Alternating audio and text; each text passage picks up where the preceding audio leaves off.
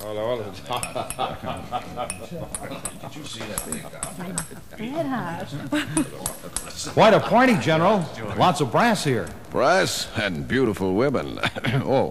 Hadn't you noticed? Oh, I noticed all right, but you didn't tell me what it's all about and, well, why you wanted me to be here. Well, the State Department, unofficially, you understand, suggested we throw a welcoming party for the representative of a big European business combine. What kind of business? That's more or less classified information, but I can say that it is in the field of rocket-propelled aircraft. Rocket aircraft, eh? Yes, that's one of the reasons you're here.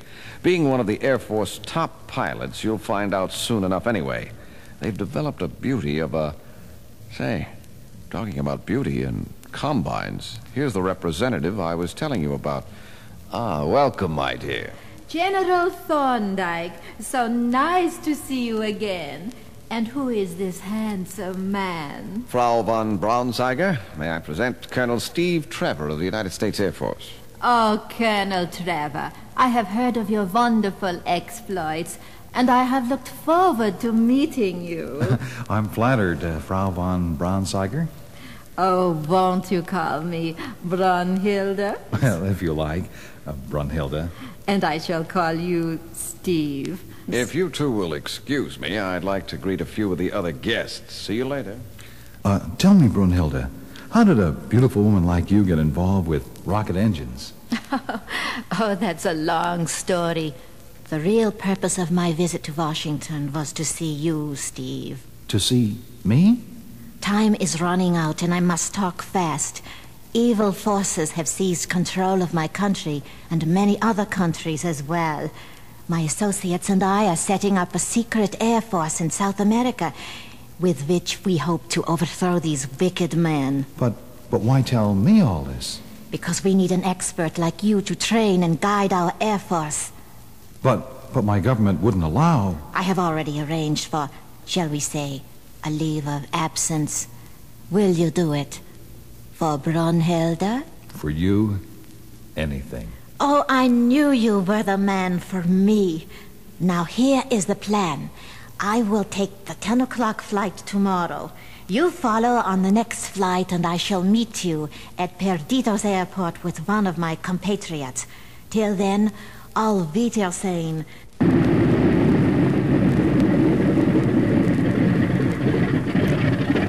So, Brunhilde, where is your great Colonel Trevor? You forget yourself, von Schmidt. In private, you will address me as Your Majesty. Forgive me, Your Majesty. I am Brunhilde, mighty Teutonic goddess, returned out of the past to restore Germany to its ancient glory, the glory of Valhalla. Yes, Your Majesty. And my revenge for the defeat of Germany in 2 world wars shall be the destruction of America. Adolf Hitler's dream shall come true. Hitler was a fool, and his Third Reich a mirage. I shall establish the Fourth Reich, which will rule the world for 10,000 years. But look, there he comes, the stupid American. He has a girl with him. Rather pretty, too, in that uniform. Ah, Steve, mein Liebchen. And who is your pretty young friend? This is Lieutenant Diane Prince, Brunhilde. Oh, isn't it wonderful? Imagine bumping into Steve way down here, of all places. And on leave, too. We can have so much fun. Well, I may have to leave you a little while, Diane, while Brunhilde and I... Nonsense. Bring her along, too. What are you doing, Majesty? She might give the whole plan away. Don't worry. We'll get rid of her when we reach camp. Come along now, Steve. And Diane, my dear. Captain von Schmidt will drive us to our base. You will find it quite comfortable.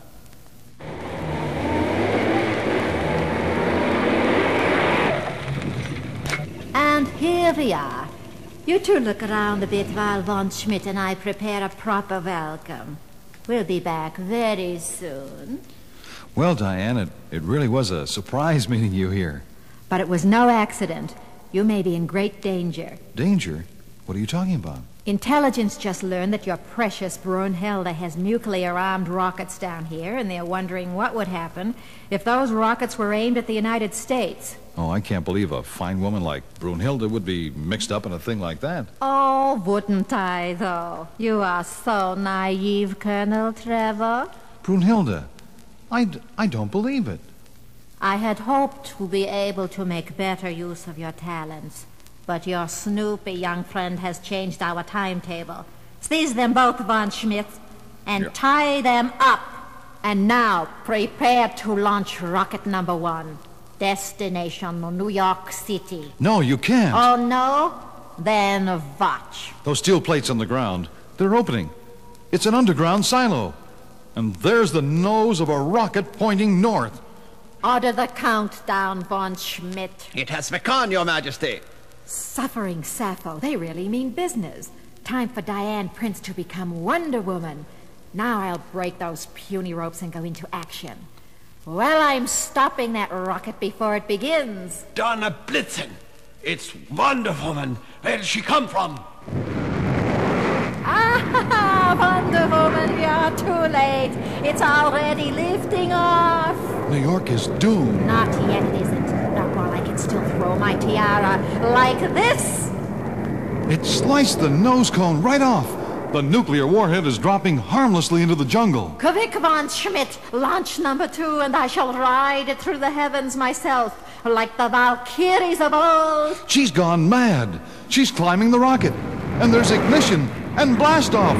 It's rising straight up. And that's the way it must keep going. Good heavens! A plane coming on collision course. It's my robot plane. I have commanded it to attach itself magnetically to the rocket and keep the rocket headed up into orbit around the sun, from which it will never escape. Look, it's locked onto the rocket. And Brunhilde is being returned to her Valhalla forever, taking her mad dream of world conquest with her. But von Schmidt, he's escaping.